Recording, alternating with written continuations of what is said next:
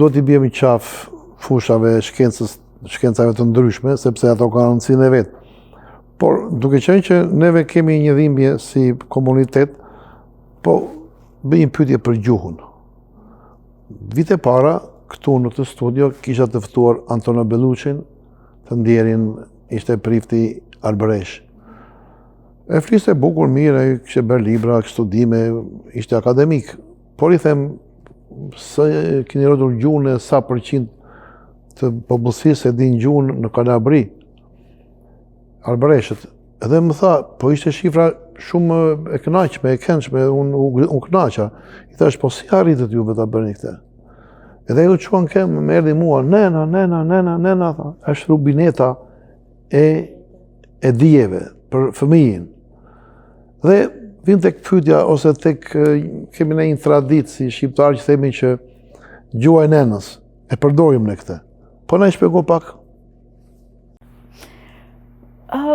Po gjuha e nënës është, domethënë unë jam munduar vajza, domethënë shembull konkret, vajza vetë mia jam munduar ti mësoj shqipen që gjithmonë kam folur vetëm shqip. E madhja di dhe të shkruaj, e mësova vetë të shkruaj të lexoj. Biles ajo ka mësuar më përpara të lexonte dhe të shkruante shqip, dhe pastaj kur shkoj në shkollë mësoj anglisht. Dhe mendoj që ajo për shembull, vajzat në fillim, kur filluan shkollën, që është ajo ideja që duhet përshtatemi të kemi shoqëri, nuk para kishin qef të flisin, po duke u rritur e kuptuan shumë atë vlerën e gjuhës dhe të identitetit. Dhe për shembull tashti të dyja e kanë kënaqësi shumë të madhe kur ju tregojnë kështu fjalë të urta shqiptare ose batutat ose sharjet shqiptare, kënaqen. Ua, më thonë mua, se interesante që është gjuha shqipe. është shumë e bukur. Ju profesorë, sepse nuk keni ne ju. Para se të përgjigjem pyetjet, është pak me u lidh me ata që thatë mos të merrem vetëm në mësimdhënien dhe shkencët. Pra, unë me nëjllë besoj çdo profesion duhet të kalojnë këto etapa, do të kaloj dhe për ciklet e ulta, dhe më thënë mësuesi cikleve të ulta, të mesëm, të lartë, universitet e kështu. Pra, gjitha këto profesione, gjitha këto fusha, pa marrë parasysh, çështja e parë kur një familje gjithësisht arrin një fëmijë në shtëpi, ata vetëm fillojnë, do më thënë lind, flas në një familje, ata fillojnë të mendojnë ku do të shkollojmë, çka do të bëjmë, si do të bëjmë sukseshëm. Pra gjitha këto do të kalojnë në këto etapa dhe do të arrijen bëjmë sukseshëm. Pra nuk ka inxhinier që nuk kalon për këtë shkollë, nuk ka doktor, nuk ka pilot, nuk ka asë një profesion që kanë përveç atyne që ndoshta nuk janë punë të ndershme nëse mund t'i quaj. Pra, si do që jetë puna, kjo pyetje që ju e bat për ruajtjen e gjuhës shqipe. Përdoret shpesh. Gjuha e nenës. Gjuha e nenës, pra gjuha e nenës. U mendoj që është detyrë e çdo prindit. Është obligim. Nëse një prind merr përgjegjësi me rrit një fëmijë, me eduku, me shkollu, me drejtu në rrugën e drejtë jetës tij, ose të saj, ai ka detyrim t'i mësoj gjuhën e nenës, babait, parve, të kombit që i takon. E ka detyrim. Pra, në qoftë kjo mungon, unë kam rënë provim si prind. Pra, nuk e kam nuk e kam realizua detyrën e prindit ashtu siç është dashur me realizu. Ndëgjoj shumë arsyetime, jo po jemi jashtë Shqipërisë, jemi nëse jeta është shumë e ngarkuar, është shumë e vërtetë. Unë personalisht sot gjatë për këtë moment unë kam dalë nga shtëpia në orën 6 mëngjesit, tash kaloj ora 6. Është shumë e vërtetë, kem shumë ngarkesa, kem shumë punë. Por gjitha këto ngarkesa që neve i kemi në jetë, nëse nuk e kryejmë detyrën prindore dhe nuk i shërbejmë fëmijës në ato pika që neve duhet t'i shërbejmë, atëherë faktikisht neve dhe dështojmë si prind. Dhe si rrjelloj, jo vetëm se pason asimilimi, por rrjelloja është tjetër se ata fëmijë mund të bëhen edhe problem nesër edhe në familje, mund të bëhen problem edhe në shoqëri, sepse shkencëtarisht është vërtetuar, nëse një njeri është i asimiluar ekstremisht dhe mohon origjinën dhe prejardhjen, ai njeri bëhet i egër ndaj jo vetëm kombësisë dhe kombit vet, po ndaj edhe të tjerëve. Pse? Sepse duke menduar se edhe të tjerë po më shohin me një sy krejt tjetër, bëhet agresiv. Pra, kjo është një gjuha, ruajtja e gjuhës është për mendimin tim jashtëzakonisht e rëndësishme.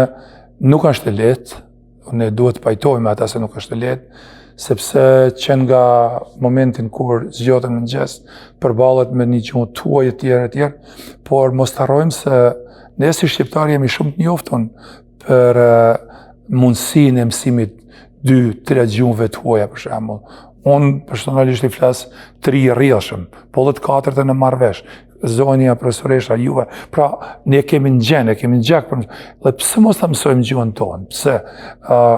Unë mendoj se gjuha shqipe përveç se t'jep, domethënë, atributet ose karakteristika njerëzore të jashtëzakonshme, ti duhet të jesh edhe krenar, sepse është ndër gjuhët më të vjetra indo-europiane dhe në punë, që si gjatë bisedimeve me kolegë tonë, domethënë që u takojnë kombeve të ndryshme, ata befasohen nga mënyra, ata më pyesin të flas shqip, të komunikoj shqip. Jo them, shko në Google, kërkoj emrin tim dhe dëgjoj zërin tim edhe gjuhën se si e flas. Domethënë, është shumë e rëndësishme dhe neve duhet të bëjmë edhe më shumë për ruajtjen e gjuhës, kulturës dhe traditave tona, sepse janë jashtëzakonisht bukura.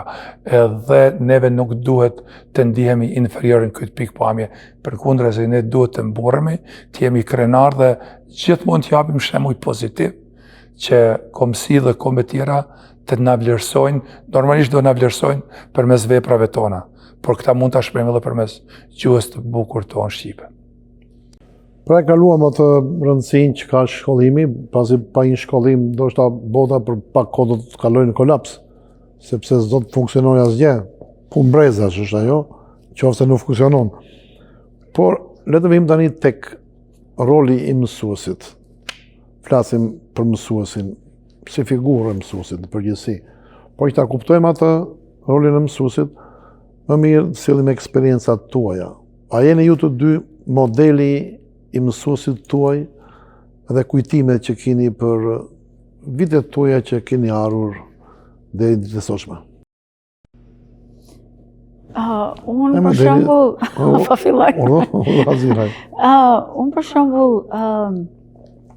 tash nuk mund ta krahasoj aq shumë, sepse për shembull unë shkollën e kam për në Shqipëri dhe këtu sistemi është shumë ndryshe, dhe mësuesit pak a shumë hynin gjithmonë në anën e strikt, ishin shumë strikt si mësues, dhe ishte domethënë që sa më i zoti, sa më i rept ishte mësuesja, aq më i mirë ishte. Po një nga mësueset në Shqipëri që kam pasur që besoj ajo kishte filluar si thuash në atë anën më moderne të mësimdhënies, ka qenë mësuesja ime e gjimnazit të anglishtes, Nermin Vorpsi, të Sami Frashëri, kam një respekt të veçantë, domethënë, se ajo ishte një njeri që, domethënë, për herë të parë bënte kështu biseda të përditshme, small talk që i thonë këtu, ose fillonte për shembull na bënte komplimente për veshjet, ose bënte ndonjë bisedë kështu që të bënte të mendoje, oh wow, kjo na do neve. Ose kjo na shikon si njeri, domethënë, shiko kjo, vërej që çfarë bëjmë neve. Dhe këtë kam jam munduar që ta zbatoj dhe vetë, siç tha profesori më herët, për shembull, unë gjithmonë kur kam parë nxënës, i vëre shumë pamjen e parë të fëmijës, dhe kur kam parë që kam pasur nxënës që nuk dukeshin mirë, si thua, dukeshin shumë të mërzitur, ose kam pasur nxënës që janë banin gjithmonë kokën të ulur, ato janë shenja shumë kryesore, ose që fshiheshin, uleshin gjikundi dhe nuk donin të flisnin gjithmonë, jam munduar domethënë, është pyetja e parë, a je mirë, çfarë ke? Ose për shembull jam munduar që dhe në klasë, ne jemi të rritur, unë ka ditë ndonjëherë që megjithëse I kam thënë vetes që kur nuk do ta nxjerr stresin tim të fëmijët, por ka pasur raste që kam qenë shumë, pasi nuk kam pasur gjumë ose jeta, domethënë. Dhe I kam thënë fëmijëve dëgjoj, I kam thënë nxënësve, sot unë nuk dihem shumë mirë. Kështu që në qofse grezërin duhet më tregoni, okay? Po, domethënë vetëm mos u sillni keq sot.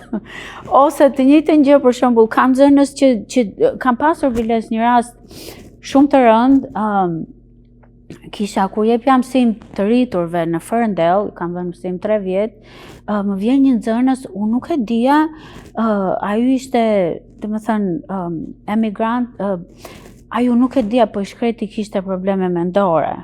Edhe ajo vjen në klasë, kishte ndryshuar orën që merrte ilaçet, dhe ajo ishte në një kështu skizofreni të plot, domethënë. Vetëm ajo qetësia ime e ulja të I qetësoj, unë isha në gjendje ta nxirja nga klasa dhe domethënë bëj fjalë 2 metra mashkull. Dhe vetëm domethënë me qetësi e nxora nga klasa, domethënë isha në gjendje të thirrën policinë, që pastaj kur vajta në shtëpi thash, ua, thash, si arrita unë ta bëj këtë, edhe isha shumë e stresuar për kësaj, për një kohë gjatë mezi e mora veten, po aty isha në gjendje ta mbaj veten dhe besoj domethënë që kjo puna, prandaj kjo roli I mësuesit domethënë të mëson, unë them që përballoj çdo lloj situate, sepse jam mësuar që të merrem me fëmijët ose për shembull s'mund t'i marrë gjërat personale, tash ata janë fëmijë, janë teenagers, ndonjëherë do ngren zërin, ndonjëherë do kpusin fjalë që si mendojnë hiç. Unë s'mund t'i marrë fyerje. Është nëse bën gabim, unë ja bëj të ditur, por kur nuk ju mbaj natë, dhe të njëjtën gjë bëj dhe me fëmijët e mi, domethënë ajo teoria ime është që ne jemi njerëz, bëjmë gabime. E rëndësishme është që ne t'i pranojmë ose të kuptojmë ku e kemi gabimin.